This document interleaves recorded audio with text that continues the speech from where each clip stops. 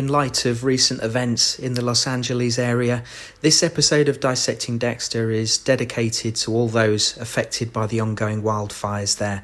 Our thoughts are with you.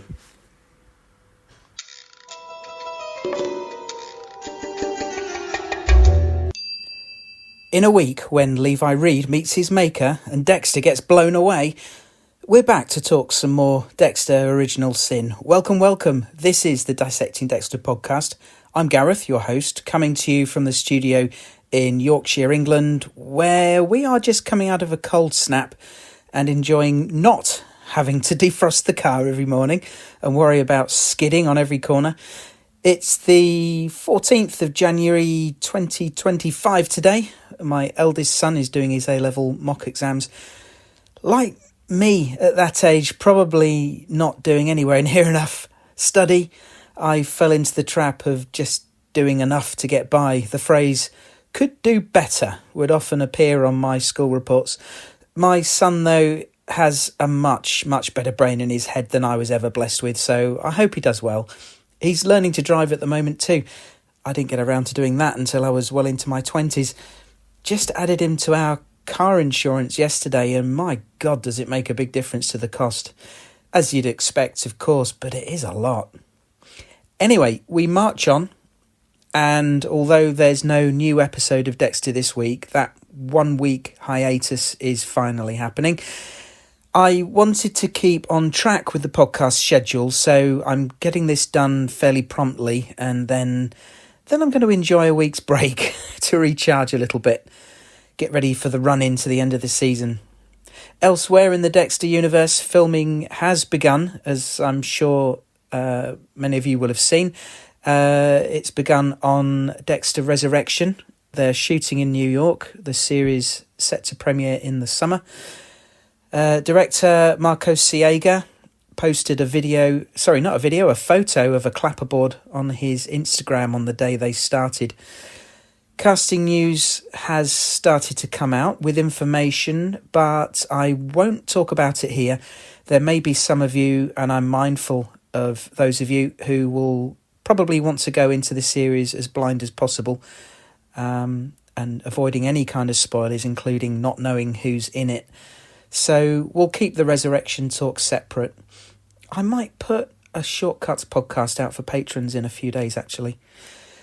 Okay, let's get into this one. We are talking Dexter Original Sin, Season 1, Episode 6, The Joy of Killing, written by Terry Huang and directed by Michael Lehman. Original air date, the 10th of January 2025. Let's go!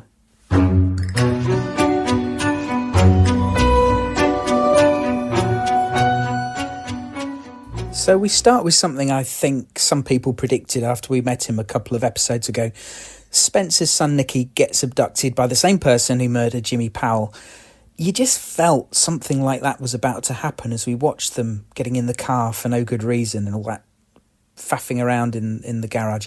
I think the jury's still out as to whether this could be Brian, though. The attacker's build looks like it's possible, but I'm not convinced, and I'll talk about why later. We had that scene with Dexter bonding a little with Nicky as he sat playing on his Game Gear. They had a nice friendly moment, and we thought then that this could be so that Dexter's a little more affected by the kid's eventual abduction. We've already seen how upset he gets when kids are hurt. I have to say, I really don't fancy Nicky's chances. They've got no leads, no forensic evidence at the scene to go on. They have an idea of how long he might have based on the timeline of the Powell case, which they talk about in a later scene. Actually, I don't know, does this throw a spanner in the works for what Clyde Phillips said about the timeline of the whole season? He said it takes place over about 2 weeks. Jimmy got kidnapped right at the start, so we're already at least 12 days in, and how long has it been now since they found his body? Another couple of days, maybe? We've still got 4 episodes left, and I can't imagine they cover only 2 or 3 days. Can they? Of course, we don't know that Nicky will be kept for 12 days like Jimmy was, so I suppose the season could possibly still span just over a couple of weeks. I guess we'll see. I'm not going to harp on about it, but it obviously Obviously, it's something the showrunner himself said, so, I think it's fair that we consider it. Deb sets up a double date, her and Gio, Dex and Sophia. There's some funny dialogue with her and Dexter. She barges in while he's brushing his teeth and calls him out on his fashion sense. I need you to look good. You're going to be meeting Gio for the first time. I can't have you looking like some weirdo fucking jizzbot. What? Somewhere out there, a grandfather is looking for his vest. That was a good one. But it's another opportunity for Dexter to give Deb some support. We know he's not romantically interested in Sophia, but he can play along to keep Deb happy, although are we already past the point where it's unfair to string along Sophia? She thinks that Dexter's interested. I still think she could die this season. But will it be at a point where Dexter's just been brutally honest and said he doesn't like her that way, and she marches off upset and he never gets a chance to make it right with her? Anyway, Deb just wants Dexter to be cool when they go out, which is fair enough. She gets him to try on a lumberjack shirt and says Sophia has a thing about lumberjacks, which was obviously a nod and reminder for us of that final scene from season 8. And we get a new crime scene inside some big silo, and I love the drone shot from the outside, how it sort of swoops around and flies in through the broken side of the silo and hovers round over Dexter, photographing a body. I'm gesticulating with my hand. You can't see it, can you? So why am I bothering? Really nice dynamic shot to bring us into the scene, quite literally. Then they place the camera on the ground, looking up at Dexter's camera lens from the POV of the victim. Another nice little touch. They're doing quite a bit of that this series. For Dexter, the victim fits the previous two bodies. All of them loners, marginalised people that hardly anyone, if anyone at all, would miss. This one isn't a drug user, but shows signs of self-harm. Dexter has to convince Harry and LaGuerta, though. What if they're all connected? Well, they were all killed in different ways. Gunshot, suffocation, now asphyxiation. There's no consistent M.O. I mean, the method isn't consistent because the killer's still learning what he enjoys. How he likes to kill? Each kill has been more refined, more intimate. It's evolving. This is what made me think it's not Brian abducting and killing kids. It's Brian killing these loners, targeting people that no one will miss. He killed sex workers in season 1, another group of people that fit with the show's earlier definition of NHIs. Makes total sense that, just like Dexter, Brian is currently also finding his feet as a killer, experimenting with different kill methods, as Dexter says, finding what he likes. They're both evolving. We've got 2 different killers this season, I think, one with the boys and one killing the loners. My guess at this point is that Miami PD will find out who's killing the boys, but they won't know who the other killer is. But the show will give us enough to know it's Brian. Dexter can't know who Brian is until season 1, but we can know. I may be wrong in the end, but with what we know so far, this is where I'm leaning. What do you reckon? Dexter mentions the FBI defining a serial killer as someone who's killed 3 times, and he thinks their killer here now qualifies. This magic number of 3 will be important for Dexter later on. LaGuerta isn't convinced, but later in the episode, after she's done some research into the victim, she starts to entertain the idea that the murders might be related and the killer's choosing them because no one will miss them. It does sound a little Brian-y, doesn't it? Then it's flashback time, and I really didn't need to see Harry and Laura shagging, but we see it anyway. They're looking lovingly into each other's eyes, and we learn that some time has passed since the flashback last episode. Last time we saw them sleeping together, a second time, it was the night Doris told him that she was pregnant. Now we hear the birth is really close, so it must be nearly 9 months that have gone by, and 9 months that this affair's been going on. We talked last week about whether Harry can be labelled a villain. I can't bring myself to do that, but you'd know what I've thought of him as a parent, and we can certainly judge him for his behaviour as a husband here.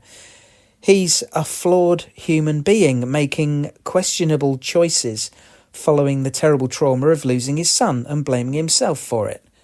We've said that before and we'll say it again. Laura, meanwhile, doesn't feel good about being the other woman, although I did wonder how it took her 9 months to realise it. I also wonder what their feelings are for each other. They were looking lovingly at each other when they were having sex, but there's no mention of love when they talk. Is it just sex between them? I'm not sure. And we're seeing so little of his relationship with Doris. I'd really like to see a bit more there to understand what it's like at home since she fell pregnant. There was some crazy theory about whether Harry could actually be Deb's father after his comment last week. When Doris said she was pregnant, he said, "But we've not been trying." People took this to mean they'd not been sleeping together and perhaps Harry isn't Deb's dad, which would mean Doris must be having an affair, but I don't buy it. Not trying, to say you've not been trying, to me, as a father of two, just means you're not sleeping together at every chance to maximise your chances of conceiving. It doesn't mean they're not still having sex sometimes. Laura's increasingly concerned about how deep she's getting into the cartel, and the scene later shows us why, not that we needed reminding. Speaking of reminders, the meeting she goes to wearing a wire, which will surely be her undoing, but the shipping containers, another chilling symbol of what's to come. In the van, young Harry and Bobby talk about the pregnancy. Laura's increasingly concerned about how deep she's getting into the cartel, and the scene later shows us why, not that we needed reminding. Speaking of reminders, the meeting she goes to wearing a wire, which will surely be her undoing, but the shipping containers, another chilling symbol of what's to come. In the van, young Harry and Bobby talk about the pregnancy. Bobby makes a comment, "I hope you get your boy." Harry says, "Me too," like he's got his hopes pinned on getting another son. Perhaps another reason why he neglects Deb in favour of Dexter. Willful or subconscious neglect because he has little or no interest in a daughter. Maybe. But the meeting, the cartel guy here, is Santos Jimenez, played here by actor Randy Gonzalez, but played in the original series by seasoned actor Tony Amendola when Dexter found and killed him. Jimenez is the cartel guy who will, under the orders of Hector Estrada, eventually murder Laura, but he's pretty brutal here, chopping off that guy's finger. The sound effect was delightful. It shocks Laura and frightens her into wanting to back out, and I don't blame her. It's all a show for Dexter. It's all a show for Laura to demonstrate not to fuck with the cartel. Harry is already reaching for the shotgun, all ready to barge in there and rescue her. Luckily he doesn't. 2 guns versus all those cartel guys. I couldn't see that ending well for them. Anyway, we head to Miami Metro. Dexter doing homework on Levi Reed and notes he would be number 3. He has a mishap with a dot matrix printer, something those of us over a certain age will remember the pain of. A call comes in. We knew it had to be coming after that opening scene, and it rocks Spencer's world. I can't begin to imagine what he must be feeling, thinking his son is about to be murdered, but not before his finger gets mailed out. I wasn't sure if his on-screen reaction was extreme enough, though. I would absolutely lose my shit if I thought it was my son in that situation. I'd be inconsolable. Spencer throws a chair, but otherwise it was, I don't know, it seemed fairly composed. He's dealt with a lot of murders over the years and probably seen a lot of heinous stuff, but this is his son. I don't think he's got anything to do with it, but I just expected more from the reaction. His wife, partner, gets all up in his face and Spencer does well not to just flatten him. Harry gives Spencer a lot of support this episode. All this talk like, we're going to find this guy, we're going to get your boy back. I'm thinking, I don't know how. This guy hasn't made any mistakes yet, and we've already mentioned about the fact that there's no forensic evidence at the scene. But Harry's support for Spencer made me think about Bobby. He's Deb's godfather, Harry's partner.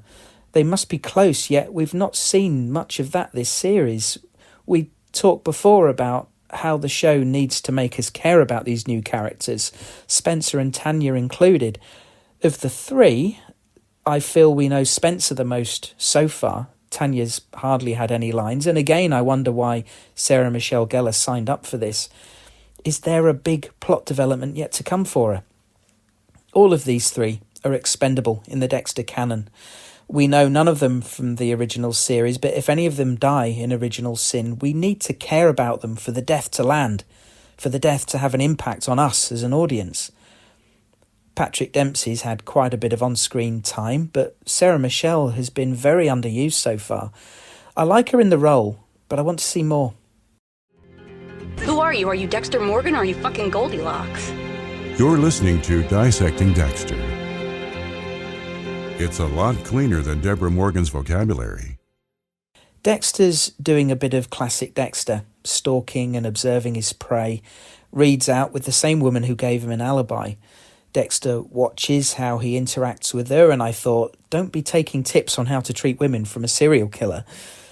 They head out onto the Miami streets, and I love the neon aesthetic. Gave me proper season 1 vibes. Voiceover Dexter talks about how he's evolving, developing his ritual, his own MO, taking Polaroids of the victims to display around the kill table. This is all good stuff. Dexter has a chat with Camilla, and she mentions her and Jean have a boat, and it occurred to me, I wonder if their boat is the slice of life, and Dexter buys it from her later on. Just a passing thought. She does offer to lend Dexter the boat if he ever wants to show Sophia a good time. Her words, not mine. In light of what happens at the end of the episode, I wonder if that's going to be Dexter's solution. Take Sophia for a trip out on Camilla's boat and dump Reed in the ocean. Date night comes. Dexter meets Gio for the first time. His opening line to him, though, nice teeth. What the heck? Then he fluffs sitting down and sits next to Deb rather than Sophia. This scene was a lot of fun. I loved how he ordered enough food to feed a small country, and they're all sitting there watching him finish. Where does he put it? He must have hollow legs or something. Sophia asks him about how the internship's going, and he enthusiastically launches into a very graphic description of the latest murder victim. Too much information, anyone? It's funny how you can ask him about anything else and he'd be awkward, but get him onto his favourite subject and he can talk until sunrise. It was certainly a conversation stopper. They play darts and Dexter scores some points, helping show Sophia throw better. Gio gets leery when a guy bumps into Deb. He acts all alpha, like he's the man, and came across like a wanker to me, but it didn't put off Deb. Nobody messes with my girl, he says. Well, yeah, but you don't have to be a twat about it. Bit of a red flag there, but Dexter doesn't comment internally about it. Actually, in the circumstances, thinking purely about Deb, he perhaps does the right thing and doesn't make any waves for her. Maybe a rare show of tact. The bit with the boob, I mean, Dexter puts his arm around Sophia because he thinks it's the right thing to do, and she moves his hand down to her boob and then he quickly shoots off to the toilet. She follows him and he gets a blowjob for his troubles, but I did wonder if he scooted off because maybe he felt awkward or maybe he genuinely needed to pee. Sophia obviously took it as a come-on. Afterwards, they then prank the girl who is Deb's rival for the captaincy. Dexter shows more skills, hot wiring a car this time. We don't know much about Gio yet. Is he into some dubious stuff, illegal stuff? I wonder if he notices Dexter's skills with hot wiring and offers him some work later on. The shoe has to drop eventually and end the thing with Deb, or maybe he just unceremoniously dumps her for someone else. Tiffany, perhaps? Oh, Deb would be so pissed off. Something has to give, though, eventually. But Dexter's scored major points with Deb tonight, and I'm really glad for her. For both of them, really. We're all pulling for them to get on as brother and sister, aren't we? Dexter drives Sophia home, and... Do you want to, maybe hang out again tomorrow night? Oh, I can't tomorrow night. I'm Killing someone. bowling. Bowling? Yeah, I'd invite you, but it's league practice. You're in a bowling league? But you don't look 45. I love that. Killing someone. Perfect use of the voiceover there. But I do think they'll end up on Camilla's boat. Dexter really isn't reciprocating Sophia's affections, though, is he? How she doesn't notice, I don't know. He's always a bit stiff, and I don't mean in that way. Stop giggling at the back. It's you again, isn't it? Another flashback, and Laura is adamant she wants out. Harry gets passive-aggressive, or a bit passive-aggressive, saying doing this is how she stays out of jail and can still be with her boys. Pretty detached thing to say when he's been sleeping with her for 9 months. Laura is not happy. Perhaps she thought his feelings for her would count for more now. Maybe she cares more for him than he does for her. She's right, though. He absolutely cannot guarantee her safety. Even though he was close by in the surveillance van, if Jimenez had turned a gun on her, he'd have never have got there in time to save her, even if he got that far at all. Doris has now given birth to Deb. Hooray! Harry arrives at hospital after the birth, and he hides his disappointment when she tells him it's a girl. He holds the baby, and there's a really weird shot of the baby smiling. Newborn babies don't smile like that, even if they're breaking wind. And the shot looks so odd. It was too big a smile. I'm sure it was a visual effect. Would have made more sense if the baby had said fuck. I was so pleased when Doris said he has to stop his affair. I'm so glad she had the wit to know and the dignity to not make a big fuss. And to Harry's credit, he doesn't try to deny it in any way. But how sad for her, at home, pregnant, in the state she's been in, knowing her husband's out there sleeping with someone else. I don't know, maybe she gave him some leeway, recognising what they'd both been through and that maybe letting him go and do what he needs to do is the only way she could keep him. Who knows? I'm guessing, but I really thought a lot of her in this moment. My abusive father, I kicked the shit out of him and knocked him down a flight of stairs, and I really enjoyed it. That was the first time in my life that I really felt powerful, like I was in control of something. And ever since then, I've been trying to get that feeling back again. So when you talk to me about the darkness inside of you, I understand. Dissecting Dexter. I really do. Finally, we get the moment Dexter crosses the line, kills his third, and meets the FBI definition of a serial killer. We do, however, first get the delicious Easter egg of the ice truck, identical to the one Brian drove in Season 1. Did anyone not spot it? These trucks will have legitimately been around Miami doing their business, so it's unlikely that Brian was driving this one. He's still a way off his Season 1 MO of draining his victims, so probably hasn't got to the ice truck yet. However, it was a great reminder. I loved the moment Dexter bumped into Clark outside the gay bar. We could see what it was, but I'm not sure Dexter did, at least not right away. A voice says, "Hi, gorgeous," and Dexter turns to look and he sort of goes, "Oh, nice." But I'm not even sure he really twigged that this was a gay bar and Clark was drinking there. Obviously, he was fully focused on following Reed and certainly didn't expect to bump into anyone he knows. But I don't think he'd have cared anyway if he had noticed where Clark was drinking. I think it concerned Clark, though. He'll be worried that word gets back to the office and he's outed. We have to acknowledge the greater amount of discrimination that people suffered back then. But I hope we don't go on to see negative reactions at Miami Metro, or that Clark becomes the victim of the mystery-evolving killer. Anyway, Dexter catches Reed while he's having a wee, and the needle seems to go in near the collarbone, not the neck. Would the M99 have such a super quick effect injected there? I was expecting Reed to have an extra moment to resist, forcing Dexter to focus on the neck with future victims, but no, down he goes like a sack of potatoes, and onto the kill table he goes. Dexter must be pretty strong, though, carting this huge dead weight around and getting him on the table. The smelling salts make their debut, as per Harry's advice, and it's a good scene. They usually are, aren't they? Voiceover Dex makes a good comparison between killing and romance, the anticipation, the build-up, the happy ending.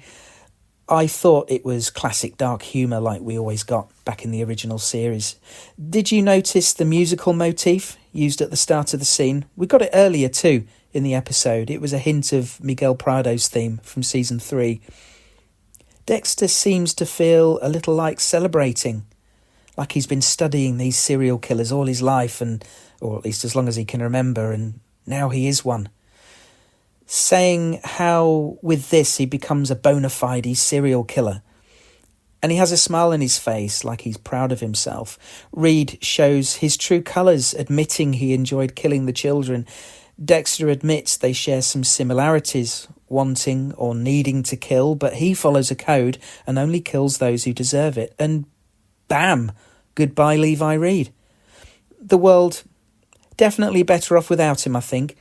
Interesting how Dexter justifies what he does because of who he kills, like that makes it okay, although he doesn't pretend that what he does is in any way legal. Anyway, he's learning, and this was far cleaner than his attempt to take out Mad Dog, thankfully. We branch off for a final visit this week to Miami Metro, where Assistant Police Chief Borley is addressing the team. I don't think we've seen him before, have we? Or maybe we did when Spencer did the press conference. I've not looked back to check. Not that it matters, I suppose. But Dexter, Spencer's not in a mood to pussyfoot around. He shouts at everyone, including the assistant chief. This is more like the reaction I expected to see. Everyone's on the same side, but he's just lashing out emotionally. He's too close and really should step back from the investigation, but you can understand why he'd not want to. He blames himself, though, and again I'm thinking, whatever the outcome, and Nicky lives or dies, Spencer won't still be captain at the end of the season. Dexter goes to the swamp to feed another body to the alligators, but he can't because the sheriff is already there. We saw handsome Tony's arm bob back up in the water to cause a problem down the line, and here it is. I assume Miami Metro will be called to investigate, and Harry will have an awkward problem to solve in order to help keep Dexter safe. But Dexter has a bigger, more immediate problem. Will the sheriff want to look in his truck? And if he doesn't, where the hell is he going to put the body? I mentioned the boat earlier, and I suspect that's what he is going to use, but this arm isn't going anywhere. I like the voiceover here too. That night of my serial killer birthday, I wondered, what if Levi was right? We had the same urges, the same pleasures. Was my father's code all that kept me from being a real monster? Dexter's early in his journey as an actual killer, and acceptance of who he is important, but also the recognition that whoever he's killing, whether they deserved it or not, he's still a murderer, and it is only the code that separates them. Like Harry said, the code is there to make sure Dexter doesn't get caught, but also to ensure that if he's going to kill, at least something positive might come from it. This is a recurring theme in the series that really, there's a pretty thin line that runs between Dexter and the people he kills. So that's the episode. I must admit, on first watch, I didn't feel like this one flowed for me like the previous ones. I'm not really sure why. Can't put my finger on it. It was just a feeling. But this show continues to be really strong, and I'm all in. Things are moving forward in all areas of the show, both in the present and in the flashbacks. And I don't think the flashbacks are being wasted. They're doing a good job of enhancing and building on what we knew before, or thought we knew. Laura is becoming even more of a tragic figure, and Harry, a severely flawed and broken man, now trying to do the right thing by his adopted son, but in a very messed up way. It's all good stuff. What did you think? Listener feedback. You can reach out to me in a variety of ways. The best way is email dissectingdexter@gmail.com, where you could also send a voice message if you like. I can also be contacted on Twitter @DissectDexter, Blue Sky as Dissecting Dexter, or facebook.com/Dissecting Dexter. You can support me and the podcast by leaving a nice review or 5-star rating on whichever podcast app you use. Or if you're on YouTube, please like, subscribe, and leave a comment.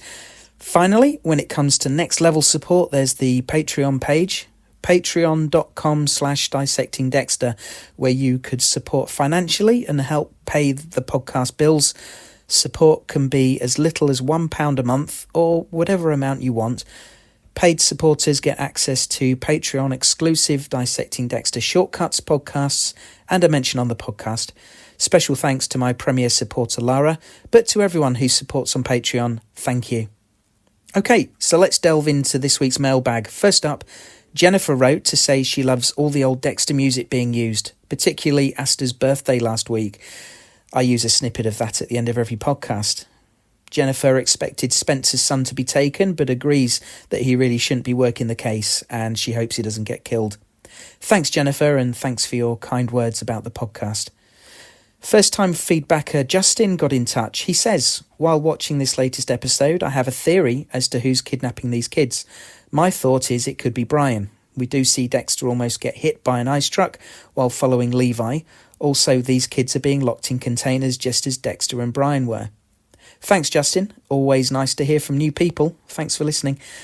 I think most of us started to suspect Brian was behind the Jimmy Powell murder, and it's still possible, although in the original series, Brian wasn't a child murderer and never mentioned killing kids.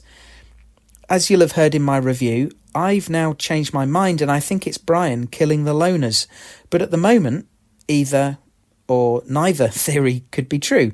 However, if Brian is killing, I don't believe Miami Metro will know it's him, but I can see the writers making it clear to us that it's him. Hey everyone, Nick here. Before I jump into this week's episode, I just wanted to chime in on the nature versus nurture debate as it relates to Brian, mainly because I'm kind of surprised that so many people seem to be opposed to the questions that are being raised here. For me, this revelation that Brian might have shown psychopathic tendencies before the shipping container is just as interesting as finding out that Harry had a son before Dexter who drowned. If that is indeed where they're going, I don't think it really negates the nature versus nurture debate. In fact, I think it just shifts the blame, but I'll talk about that in a second. I think this idea is interesting for a number of reasons. One, it's a show where we're supposed to sympathize with the serial killer, obviously, which is a big ask, and suggesting that Dexter and Brian may have been fundamentally different gives the audience another way to justify their support for one versus the other. Two, and perhaps more importantly, I think this is building towards justifying, quote-unquote, Harry's decision to leave Brian behind in the shipping container, which, to be honest, is something I've wondered about since day one. I never quite bought into this idea that he made some split-second judgment call and decided to save Dexter and not Brian. So this would explain that it was something that existed in his mind well before that moment. And three, kind of going back to what I said about shifting the blame, if you still want to lean on the nature versus nurture argument, I would argue that this puts the onus of the nurture on Harry rather than Laura. That Harry made a life-altering decision on behalf of both of these boys, saving one and abandoning the other, which means that Brian may have had a chance at normalcy, like Dexter, despite his tendencies, or despite his psychopathic tendencies that he was showing, with the lizards and stuff. He may have had a chance at normalcy, but Harry stole it from him, which would also enrich that character further and explain his feelings towards his brother, and maybe even Harry, and of course I think it kind of also adds to the whole kind of painting Harry as a bad guy, which I think is maybe the point of this entire prequel series. But anyways, enough about that. I just wanted to get my thoughts in because I know it's been a lot of conversation about it. Anyways, onto the episode. I'm going to keep this short. I want to give a quick shout out to the cinematographer. I believe his name is Edward J. Pei. There were lots of really interesting sweeping shots and unexpected angles in this episode, and I think it really elevated the whole episode, so I really hope there's more of that to come. The double date scene was masterfully done and was perhaps the most amazingly awkward, cringy Dexter scene since maybe he tried to go down on Rita while watching Terms of Endearment. Holy shit. My wife and I had to pause this episode 4 or 5 times just to get through this scene. But it was also a great example of Dexter utilizing skills and lessons that he learns from his victims to his benefit. Great stuff. Captain Spencer is finally getting some much-deserved screen time here. Now that his son has been kidnapped, but I'm still quite suspicious of him, to be honest. Considering how angry he is at his ex-wife over her apparent 14-year affair, he certainly was quick to switch back into loving husband mode when she came into the station. And on one hand, I get it, but on the other hand, it almost felt calculated, if that makes sense. Anyways, what I'm trying to say is Aaron is definitely still on my suspect list, but we'll see. The kill scene this week was great. It was a great scene for Patrick, and I loved that this episode was kind of built around this idea of him coming to terms with he is now a bona fide serial killer. Really great stuff. it must have been a big deal for him, and this was a great way to show him kind of absorbing that. Jeff Daniel Phillips, who played Levi Reed, was a great scene partner here as well. One thing I will say is I do kind of wish they would stop using the same camera angle to hide the violence. This is 3 for 3 now, where they've done the whole camera angle looking up from the table and showing the blood spatter hit him as the knife goes in. It's effective, but there are other ways to do this creatively, so I hope they kind of switch it up in future episodes. And lastly, I just want to say that I'm starting to suspect that this serial killer that's killing, like, undesirables is maybe going to be more important than they're letting on. Especially if the theories about Brian being the kidnapper prove to be true. I suspect that this might escalate into becoming the real villain of the season, and the kidnapper's more of just a side story or a distraction, I guess. I don't know how, but we'll see. Regardless, it seems like there's some really big surprises coming our way, and that's exciting. I'm loving the show, loving the podcast. So again, Gareth, thank you for everything that you do. Thank you to everyone out there who listens and sends in their own feedback. I look forward to hearing it every week. And I guess I'll see you for next time for episode 7 in 2 weeks. Cheers. Thanks, Nick. I'm so happy to have you chip in to the nature versus nurture discussion. It's so fascinating to me. And as I talked about recently, I have reservations about them portraying Brian as having some dark tendencies before Laura's death. It suggests he was perhaps born that way while Dexter wasn't, allowing us to properly sympathise with Dexter over his brother. Otherwise, we could say that neither of them was simply born bad, and it was only Harry's spur-of-the-moment decision to grab one and not the other. What we're seeing here is perhaps a retcon to indicate that Harry had a pre-existing bond of sorts with Dexter and not Brian, and that's why he was chosen and Brian left behind. Again, doesn't reflect well on Harry, who could have rescued both, in theory. But if both were only turned to the dark side by Laura's death, we should be able to sympathise with both of them, and maybe more so with Brian because he lacked growing up in a loving home, post-container that is. You're right, Brian could have had a shot at normalcy like Dexter did, although Dexter still ended up a serial killer. Perhaps Brian would too. Now, there's a show for a parallel universe where Harry rescues both and both become serial killing partners. But given that Dexter didn't recall anything up to and including his mother's death, you're right to say that the Morgan house was Dexter's nurturing environment. If anyone's bored of this topic, I apologise, but it's just so interesting to me. And it really digs deep into these characters and the decisions made. I love it. Spencer's interesting. I talked about how his reaction could have been more convincing for me this week. How he didn't completely lose his shit, I don't know. Never mind being able to carry on with his job. Was this deliberate, though, by the show, and we're meant to question the degree of his reaction, which would validate him being on your suspect list, Nick? I just can't imagine Spencer being behind this, though. Nick is in the same place that Jimmy was. If Spencer's behind this, he'd have to have been connected to Jimmy too, wouldn't he? And I can't imagine why that would be. I'm happy to be wrong, though. Another email now, and this one's from Shabana, who writes, I'm wondering where Matthews, Dokes and Vogel are. I can't remember if Vogel worked directly with Dexter, as he didn't remember her, or if Harry just consulted with her to put the code together. Maybe everything we're seeing now about the code is partly coming from her. So far, I'm enjoying the show a lot more than I thought. And I'm impressed with Patrick's performance. I'm wondering why we have so little insight into Doris and her relationship with Dexter. I like the scene with him at her gravesite and how she saw the good in him. That reflects perhaps why he was drawn to Rita. But a serial killer's relationship with his mother, or mother figure, is usually quite significant, so I'm surprised we know so little about her and her influence on Dexter. Regarding the memory of Dexter's mum, I think he was recalling his real mum with Lila, and he said he remembers her hands and her hair, nothing about tucking his hair behind his ear. Thanks, Shabana. I appreciate your email very much. I've not rewatched Season 8, and I can't honestly remember if it was revealed they'd worked together in person. I'm sure that Harry approached her for advice, and she had helped him devise the code.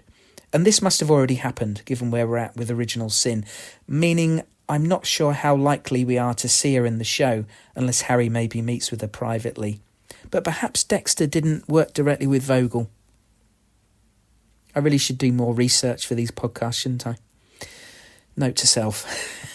You're right with your comments about the importance of the relationship between a serial killer and their mother. Look no further than Norman Bates. Good grief. No, seriously though, you're right, and it would be nice to see more of Doris with Dexter. I think that'll be something for season 2, if we get one. But the relationship with Laura seems positive. However, what happens after the trauma, the relationship with Doris, we've not seen yet, and we only have little bits of dialogue to go by, like the thing with the hair. This is another thing I'm afraid I don't remember from the original show. But we've got a little bit of feedback from someone else coming up that backs up what you've just said. Shabana also mentioned the explanation for Dexter's handy fighting skills, something we covered on a previous podcast. But thank you. I really appreciate you getting in touch. Nikki Levi has written in to say, I'm pretty convinced that our Biney is one of the 2 big bads this season. I'm referring to the big bad who targeted the judge's son and now Spencer's son. It seems like all of the clues point to Brian. In the original series, all of his kills were to get Dexter's attention and attempt to trigger memories from their shared past. So targeting little boys is the first thing, so he could trigger the memory of what happened to them when they were children. Ooh, I like that. The sending of the body parts to awaken the memory of their mother having her body parts severed. We see the figure who is kidnapping them, and it is the exact figure we saw stab Angel in season 1 with the full body black suit and the same lean build as Brian. He only started this now since he has been stalking Dexter for many years, and he now knows that Dexter works at Miami Metro, which will put these murders right in Dexter's immediate world for him to see. So this, along with the things that other people have been talking about, the ice truck almost hitting Dexter crossing the street, using an ice pick as a murder weapon, and having Brian come up to Dex in the restaurant. Also, maybe Brian will kill Sophia due to jealousy, since Dex has never had someone close to him. Just a thought. That being said, I have no idea who the big bad is targeting the others. Maybe they need a big bad for Dexter to kill at the end, because we know that Brian will not be caught right now. I really hope in the last few episodes we follow Brian more, though. Through his POV, he is probably the most interesting character of the whole series. We know Dex's journey by now, and there is still so much to learn and discover about Brian. Oh, side note, maybe this is where Matthews comes in. I can see Spencer retiring after the loss of his son. Thanks, Nikki. See? Either theory could still be correct. You make a good case for why it could be Brian killing the boys. It's also a good thought that Brian will kill Sophia out of jealousy. We've theorised already that she'll not survive, but yes, it could be Brian himself who does it. And yes, I'm sure Matthews will replace Spencer, but when and how? Here's Travis. Something I'm noticing about this series, and I know you've noticed it as well, Gareth, is that it seems to be consciously trying to reframe the Harry narrative. And tied with that point is the show is definitely trying to harken back to the first season of the original series, the one that we all fell in love with. In that series, Harry was still framed pretty well. I mean, in terms of, he was kind of a hero still. In season 1, we didn't know he was having an affair with Dexter's mother. In season 1 of that show, we didn't know that he had killed himself over shame. He was just like a dad doing the best he could because he loved his son. Now, of course, you could still really think critically and say, well, he taught his son to kill people, whatever. But he wasn't cheating on Deb's mom, and he wasn't a coward and took his own life. And this show almost kind of seems to be trying to take back the narrative that Harry was a big old piece of shit who slicks his hair back and lives for New Year's Eve. And by that, I'm saying things like, in the original show, Harry's relationship with Laura was kind of framed in a way that it was like he was taking advantage of her. She was just some scared, vulnerable, junkie biddy, and Harry was using her to, obviously have sex with and to get his crime fighting done. In this show, Laura and Harry have like a relationship, it's almost sad. Oh, they could be in love. This could work out, In this show, Laura isn't some scared, vulnerable junkie. She's this empowered, equal partner, kind of secret agent Meryl Streep lady. You know, she likes fighting crime, and she's making decisions, and they're equal partners in it. You know, they're making Harry look like real good because, you know, in the original show, it was mentioned Harry was having affairs with other women. And in this show, nope, he's only got eyes for Laura. He doesn't even have eyes for his own wife. So it seems like a lot of this show is brought to us by the pro-Harry lobby for us to forgive him of his trespasses. Because he seems oblivious to a lot of the quote-unquote code. Everything that everything that Dexter has learned, he seems oblivious to. He's like, what? Tranquilizer? What? Plastic sheets? In my headcanon for the original show, I'm like, I don't even know if it's not even much headcanon. It's almost explicit canon. It's like, that's what Harry was teaching him for so long. He was teaching Dexter how to get away with. How did Harry expect his son to get away with murder if he didn't teach him, like, you need to make sure that there's no evidence on the ground. Plastic sheets help a lot, you know? So I don't know quite what my point is that I'm getting at, other than I'm noticing that Harry is becoming a lot more sympathetic than he was throughout the latter half of the original series. You know, I love my little details in Dexter, and last week I pointed out the phone numbers that could have been real numbers. And this week I'll point out the little detail of the Sega Game Gear game that the little boy was playing in the very beginning with Sonic the Hedgehog, and those sound effects were from that actual game. I know because I had the Sega Game Gear with the actual Sonic game that he had. Those are authentic, and which is great. I love little details like that. Most people don't care, and they didn't even need to do that. The show has a history of not doing that. In season 1 of the first show, Cody was playing a Doom type game where you're like shooting aliens. It's a little mature, and all the sound effects were pew pew pew pew. All these sound effects that haven't been in video games since Asteroids in 1979. Or Dexter was playing Halo on Miguel's computer in season 3. For some reason, Miguel had Halo installed on his computer, and that had all those same pew pew pew sound effects. So I liked seeing that, and me and absolutely nobody else liked seeing that. When Officer Sanders said, "Oh, my friend's in town," you know, before the reveal that he was, you know, like a closeted gay man, when he said he had his friend in town, I thought, oh, they're setting up Dokes. His friend Dokes just got relieved from special ops, and he's going to show him around because he's in Dokes' old desk. I don't mean to say Dokes was also a gay man at the bar. I don't think Dokes is involved at all. Definitely, right? If Officer Sanders is a gay man, he'd be considered NHI if he was murdered or something, right? And so he's going to get involved in that somehow. Either him or someone he knows is going to get victimized. That's probably my not that hot take, not that far out take. Surprise, motherfucker. Deb's horny friend. Dude, get out of here, Cochino. What are you doing? Ugh. I never liked her. She'd been stealing and bad influence on Deb. Deb used to be a little Mother Teresa before her little horny friend showed up. And ever since she's showed up, it's bad news. And now Dexter is implicated. He's had sexual contact with a minor. Ew. I mean, you could take the man out of Florida, but... Last little detail I noticed, the old character themes coming up again. In season 3 of the original show, Miguel Prado had a very distinct little guitar riff theme song of his own. And they were playing that during the Harry and Laura sex scene in the beginning. I didn't like that. But to the show's credit, by the end of the original series, they were reusing that theme. They were reusing Trinity's very distinct theme song as well. So I guess they've kind of abandoned these leitmotifs for each character. Though I suppose it may be appropriate for them to use Miguel's theme during the sex scene, because if you recall, one of Miguel's most famous lines is, "I will fuck you in ways you never even imagined." And finally, to listener Nick from last week, who put out a distress call for somebody, remind me what Dexter said about his mom in the original show.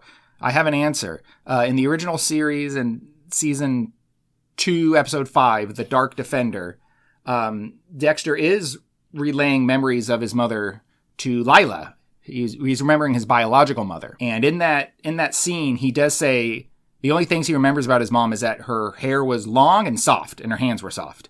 But he mentions her hair. And then it kind of shows this like golden lit flashback of Dexter's mom and young Dexter playing. And young Dexter is playing with his mom's hair, but she's not doing anything to her hair. So is his hair, I mean. So as far as tufts of hair behind the ear, I don't think that was established in the original show, at least not as far as I can remember off the top of my head. But Dexter's biological mom definitely got her hair played with by Dexter. Oh, you made me lol there. That was funny about Miguel. I noticed the music too, but I guess if they're retconning story and character, they can do it with music too.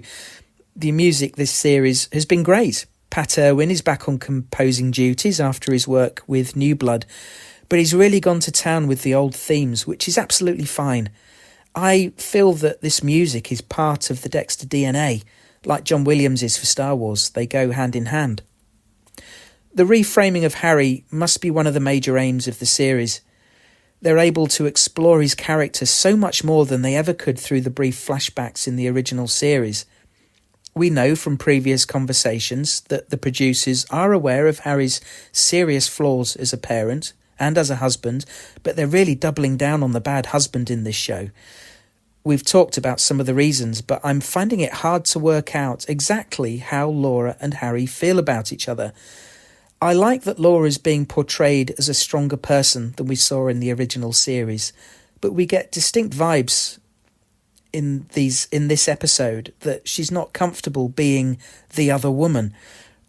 But she's allowed this sexual relationship to go on for 9 months, and so has Harry, of course. It takes two. Harry must care about her to an extent. He was ready to charge into the lion's den this week with a shotgun against God knows how many cartel guys. Is it love? I don't know. Is he using her for sex while using her as a CI? Maybe. After all these months, how could feelings not start to develop? I don't think it's clear. You mentioned how we heard in the original series that Harry maybe did this with a lot of CIs, but here we see him with only one. This could, of course, be a retcon, so while he's cheating on his wife, it's only with the mother of his future adopted son and he's not actually being a serial philanderer. Morally, it's still not right, of course, and I don't think he's being shown to be a completely good guy. But the show has always played in that murky, moral middle ground with its characters. Nice one, Travis. Thanks very much, buddy.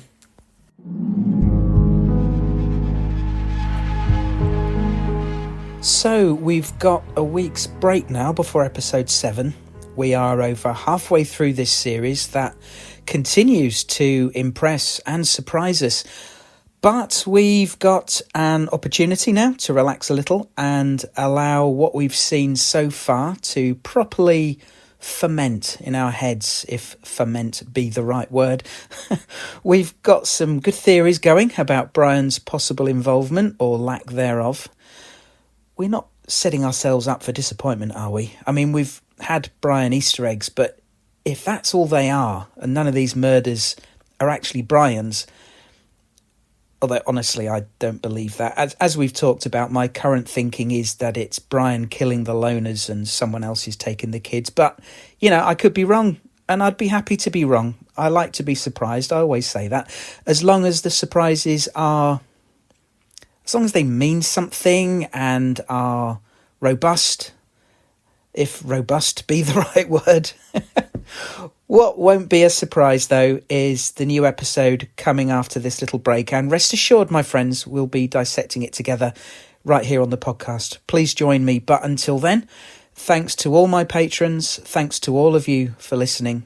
Take care of yourselves. Speak to you soon. Cheers.